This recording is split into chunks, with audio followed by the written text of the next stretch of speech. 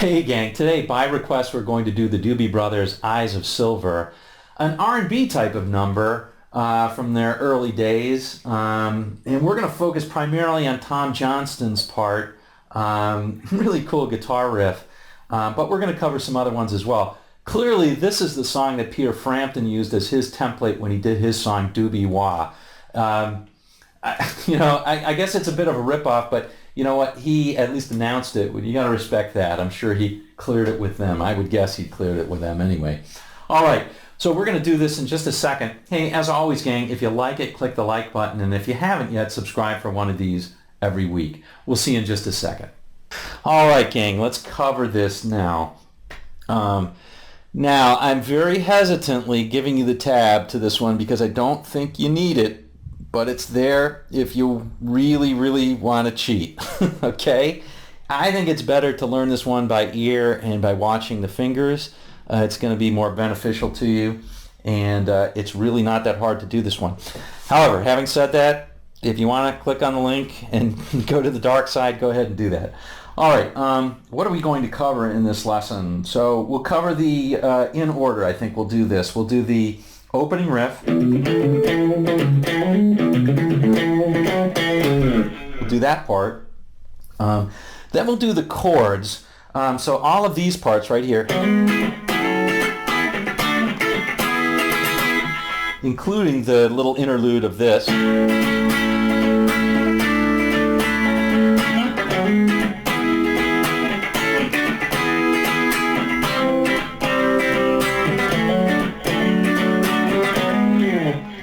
So we'll do that whole part, basically the chords, and then we'll do the break. We'll do that part, and finally we will do just one of the riffs from a second guitar, and it's this one.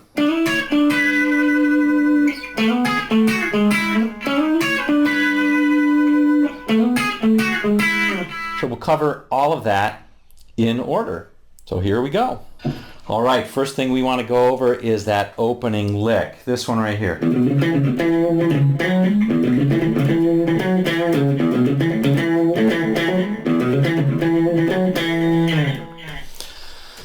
All right, so let's go, because it's a little bit tricky, let's go over the notes first, just the pure notes. And for the basic notes that you want to hit on are these.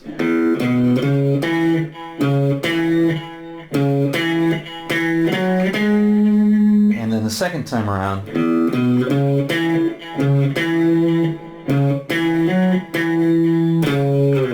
and then it repeats, of course. Okay, so because this song is in E major primarily, a couple of chords that don't fit it, but because it's in E major, this happens to be an E major lick, and we're going to use that open string. And so here's what we're going to do. Let's go over the notes first. Open 6th string, and then 7th fret, 9th fret. This is all on the 6th string. And then this part right here, that's on the 5th string, 7th fret, going back to the 6th string, 9th fret a couple of times. And then the last part is, which is 7, 9, 11 on the 5th string. All right, here it is, whole first line put together.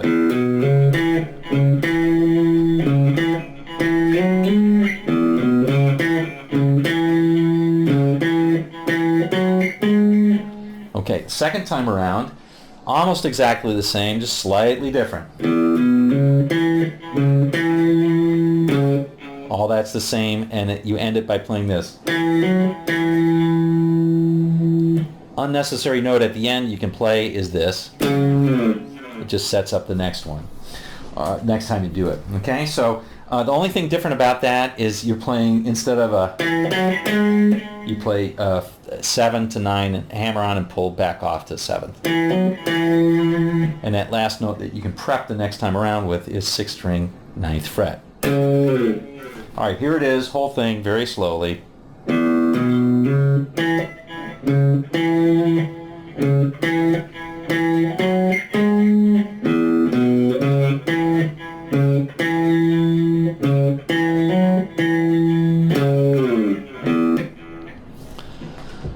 So now, how can you make it sound a little bit more authentic or a little bit better? Well, there's a couple of things that you can do. First, you can mute a little bit.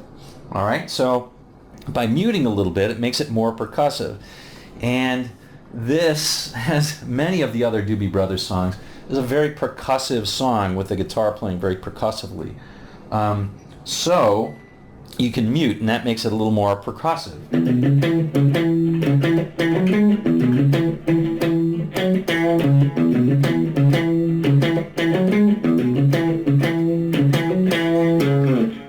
All right, so that works. If that's all you want to do, you're golden, okay? Now, if you want to put in just a tad more, you can put in ghost notes, because you'll notice that a lot of these notes are not of the same duration. Da da da da da da da da da da da da da da da. On any of the long notes, you can put in a ghost note, okay? And the ghost note is simply a note that sounds percussively, but you don't really hear the melody of it, if you will, the tone of it. You hear the attack, but you don't really hear the tone. Not really, okay? So the easiest way to do that is to play an open string. So I'll show you what I mean. So we'll start out with the same first stuff. Here's a long note, right? Because we're playing.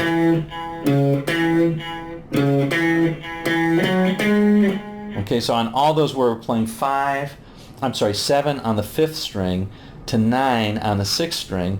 There's a little bit of a lull between those. So instead of leaving that null there, you can put a ghost note in by playing an open A string, an open 5th string, but you're going to mute it. Okay, you got to make sure you mute this. You don't want that, but this sounds fine.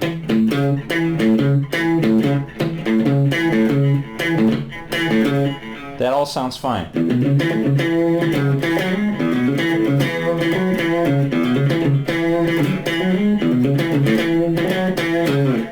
All right, that sounds good. One other thing that you can do, if you don't like to do that, you can very quickly, if you're pretty dexterous, you can come back down and play and end the note on the B. Now it's not quite, I don't think it's quite what he's doing, but it still sounds good. And so you can play like this.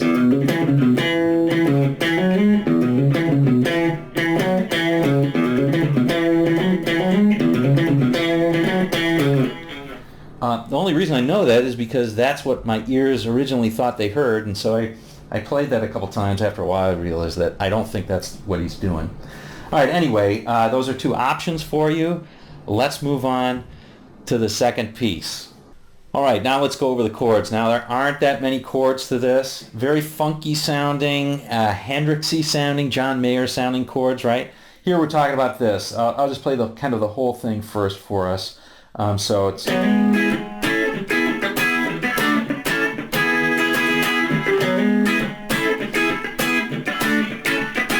and then the interlude.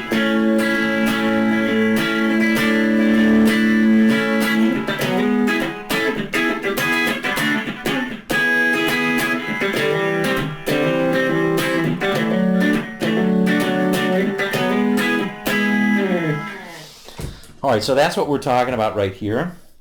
Let's go over what I call the main chords, which are these. So for that one, we're starting out, that's basically E, A, E, D, and A, okay? Although it looks a little bit different. What I want you to do is, the easiest way I think to do it is imagine that E as starting out, the main chord is this one right here. Now if you already know that, sort of like the Wind Cries Mary, right? The Wind Cries Mary sort of sequence. John Mayer, Hendrix, and all the R&B guys use that all the time. All right, so what's really happening? Well, that happens to be an E major chord, but I'm playing the third. I'm hammering to the third in the bass. So how do I do that? How do I think about that? Well, I think about that as we all know this E major chord that's on if the root is on the 7th string, 7th fret 5th string. So it's 7 9 9 9, right? On the 5 4 3 2 strings. And what you want to do is you just want to bring that up to the third. of E. So it would be, okay? So it's the same thing, we're just putting a different root in the bass. All right, and we're hammering to it. So basically what you're going to do is you're going to fret on the 5, 4, 3, 2 strings on the 9th fret, and then we're going to hammer on to the 11th on the 5th string. If you haven't experienced this yet, it's a really cool song, or a really cool sound, so, you know, get used to doing it. A lot of stuff there. Okay, the second part, the second thing is it goes a little bit to A because it does this. So that second part where it goes, now we're only playing the 4, 3, and 2 strings, and we're keeping that bar on the 9th fret, and we're hammering on the 2nd string from the 9th to the 10th, and on the 4th string from the 9th to the 11th. Very Stones sounding, right? Okay, so that's hammering on to that A. All right, then we're going to play a D, a A, and our E. All right, so that D, if we think about that, is on the 4, 3, and 2 strings is 7, 7, 7. Our A on the 4, 3, and 2 strings is 11, 9, 10. Same one that we just barred before, right? Same thing. And then our E is 9, 9, 9 on the 4, 3, 2 strings.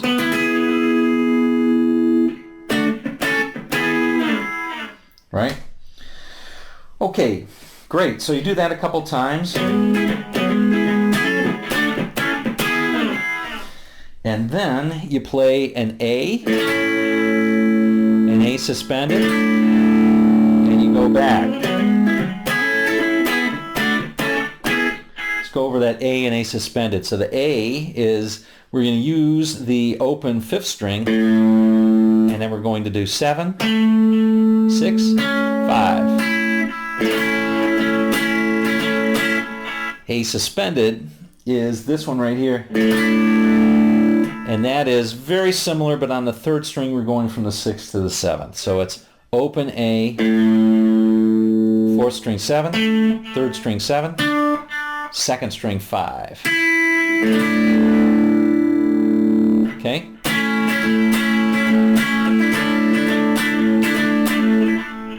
Okay, and back to this again.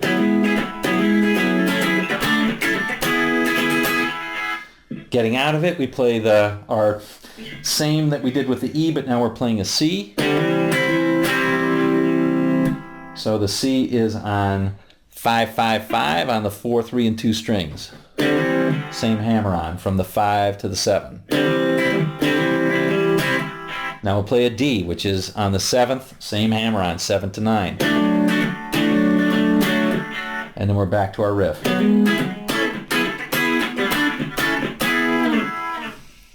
And those are the chords. Now there's this little brief interlude that's kind of cool, which is just sort of a riff in E, and it takes on a different flavor. It goes from sort of an E major to more of a rougher tone, more of a bluesier sound. And you can think of that as kind of floating between an E and a D major, and I'll show you why, basically. Anyway, it kind of goes like this.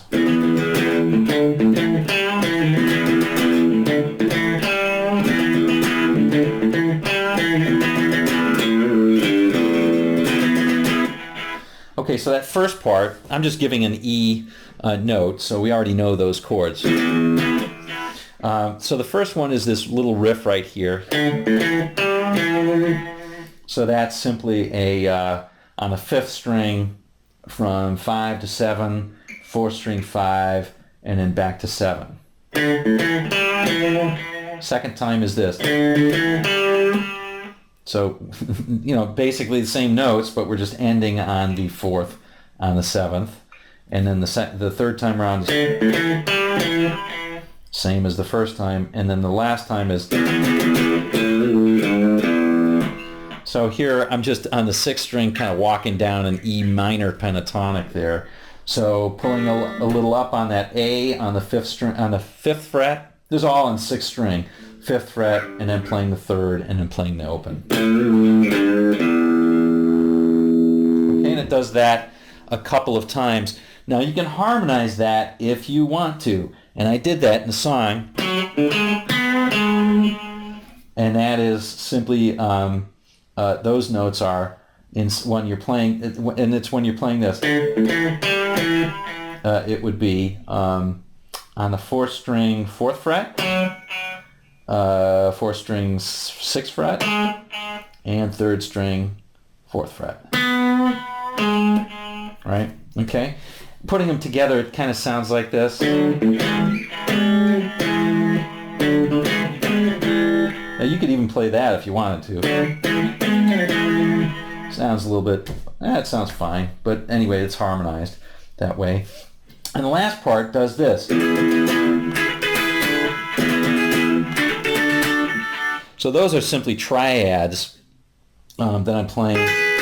That's an E triad and then a D triad. So I happen to be playing, there's a number of different ways you can play this. I'm playing the chord just on the top three strings, 3, 2, and 1, 9, 9, 7. That's the E, and then 7, 7, 5. That's the D. All right, and that's that interlude. One last thing I promised that I was going to show you is that little lead part.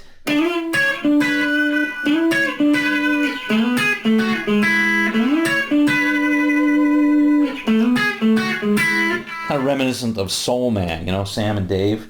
So basically, all you're doing is you're playing over, you're giving it kind of an A7th blues sound, and then you're ending up on the E. These are called sixths, and I'm sure you've seen these before. Basically, I'm going to play them all on the fourth and second string. The key thing to this is you're skipping the third string. So the basic of a sixth is this. Let me play this one right up here, which is an A. Okay, so here I'm playing the fourth string, 14th fret, and I'm plucking with my middle finger on the second string, 14th fret. Okay, so that's how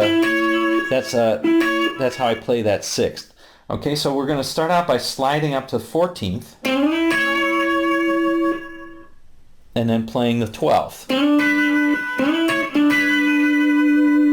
Okay, the technique's always the same, so we're going to play 4 and a fourth string and then second string, right? Picking on the fourth string, plucking with our middle finger on the second string.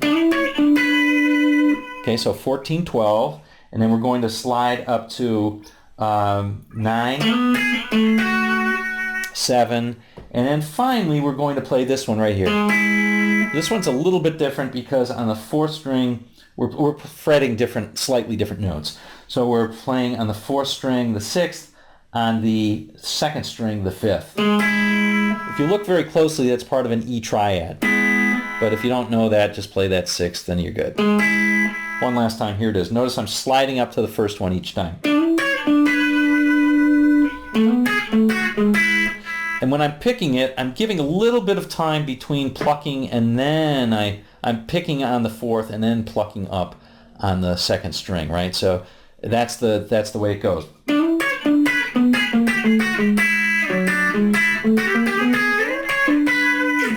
A lot of fun you can have with that if you haven't seen those before. All right, lots of parts, but I think we covered them all. Well, there you have it, gang. No muss, no fuss. Pretty clear and pretty funky and pretty cool. Doobie Brothers, Eyes of Silver. All right, until next time, we'll see you on down the road.